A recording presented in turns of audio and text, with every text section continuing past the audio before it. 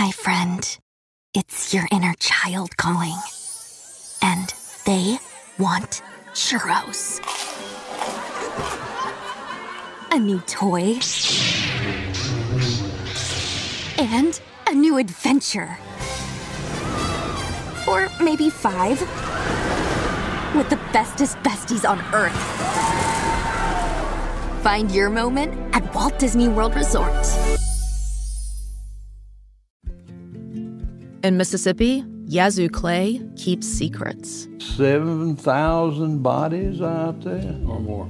A forgotten asylum cemetery. It was my family's mystery. Shame, guilt, propriety. Something keeps it all buried deep. Until it's not.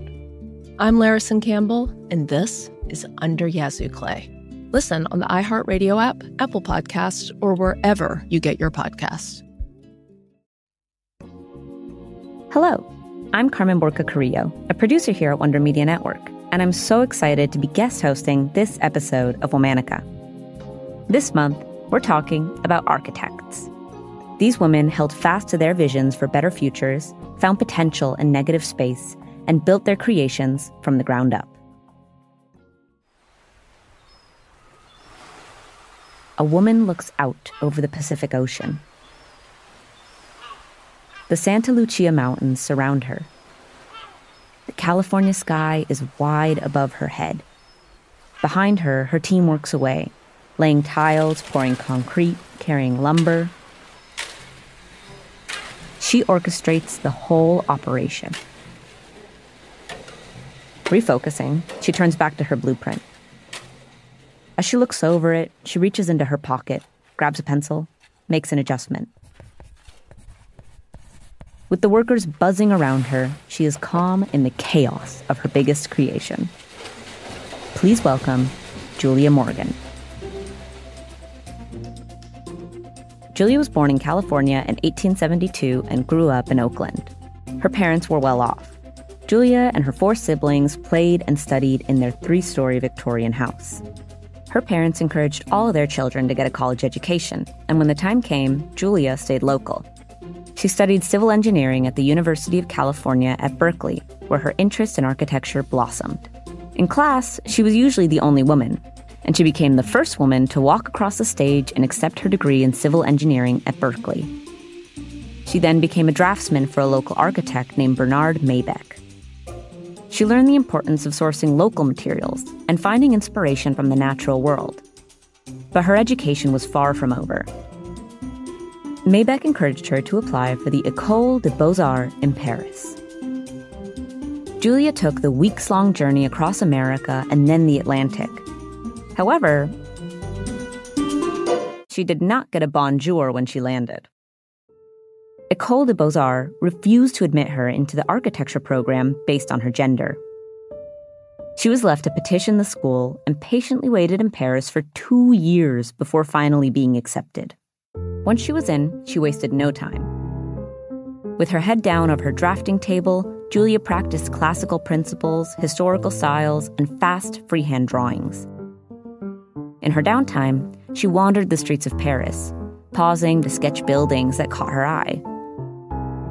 She took trips to other countries, filling her sketchbooks with watercolors of landscapes and classical architecture.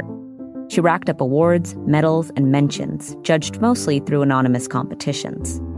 A few weeks after her 30th birthday, she received the Certificat d'études in architecture, making her, yet again, the first woman to do so. Within the next year, Julia was back in Northern California. Her timing was perfect. San Francisco was in the midst of a construction boom. After networking with local suffragettes, she won a contract to design a 72-foot bell tower for Mills College, an all-women's school. The tower was built out of reinforced concrete with a mission-style red rooftop. Soon, she became the first woman to qualify for her architecture license in California and started growing her own firm.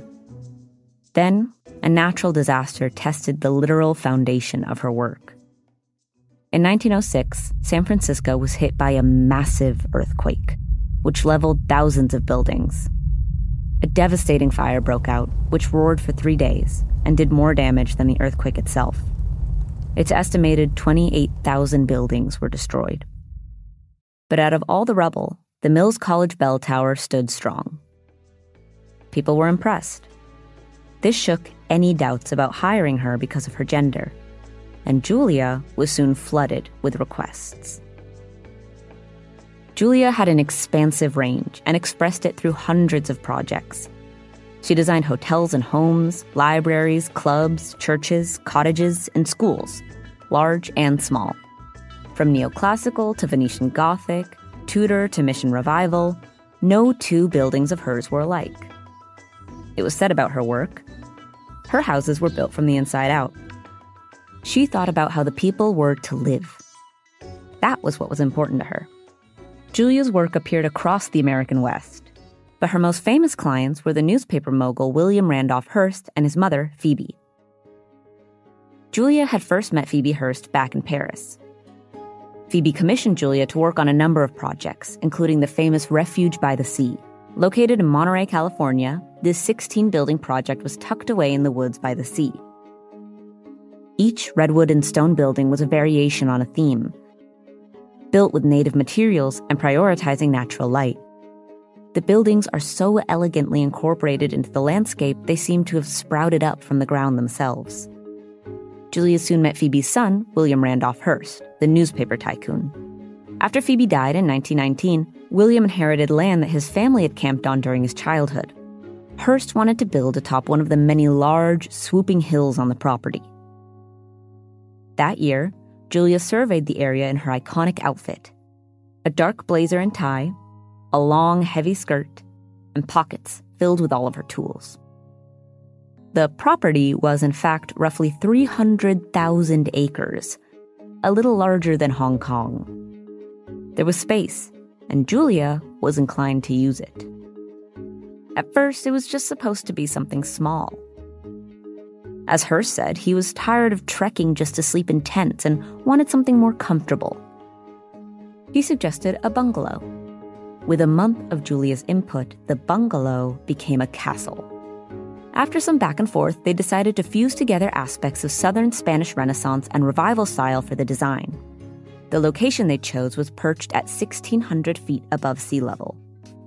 Julia presented Hearst with a layout of 4 buildings, totaling 42 bedrooms, 19 sitting rooms, 2 turrets, 3 separate guest houses, an indoor pool, an outdoor pool, a tennis court, and a zoo. Much more comfortable than a tent. Over the next 28 years, Julia directed this production, and every worker and supplier reported to her. While Julia was there, her and William sat close to each other and exchanged drawings, ideas, and adjustments of the designs.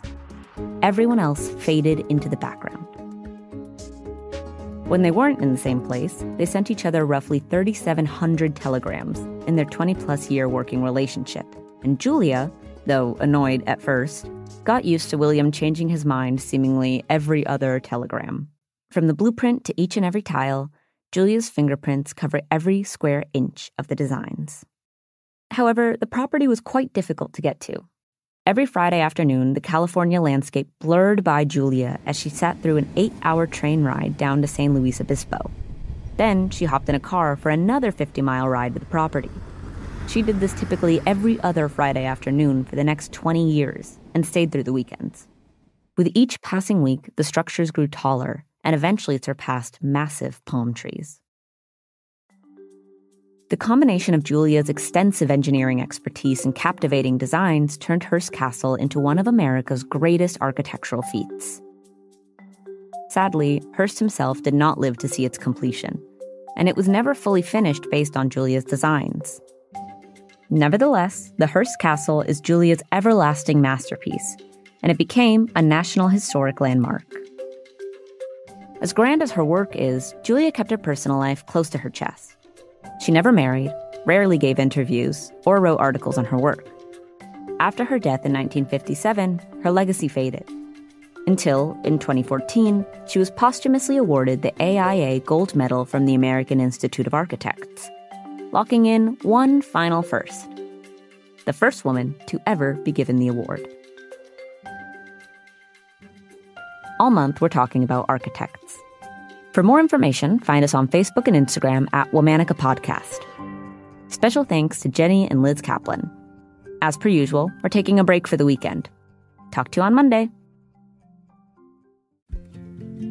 In Mississippi, Yazoo Clay keeps secrets. 7,000 bodies out there or more. A forgotten asylum cemetery. It was my family's mystery. Shame, guilt, propriety. Something keeps it all buried deep. Until it's not. I'm Larison Campbell, and this is Under Yazoo Clay. Listen on the iHeartRadio app, Apple Podcasts, or wherever you get your podcasts. Hey, what's up, y'all? This is Eric Andre. Well, I made a podcast called Bombing about absolutely tanking on stage. I tell gnarly stories, and I talk to friends about their worst moments of bombing in all sorts of ways. Bombing on stage, bombing in public, bombing in life. I want to know what's the worst way they've ever bombed, or have they ever performed way too drunk or high, or was there ever a time where they thought they were going to crush and they stunk it up? Listen to Bombing with Eric Andre on Will Ferrell's Big Money Players Network on the iHeartRadio app, Apple Podcasts, or wherever you get your podcasts. Bombing with Eric Andre.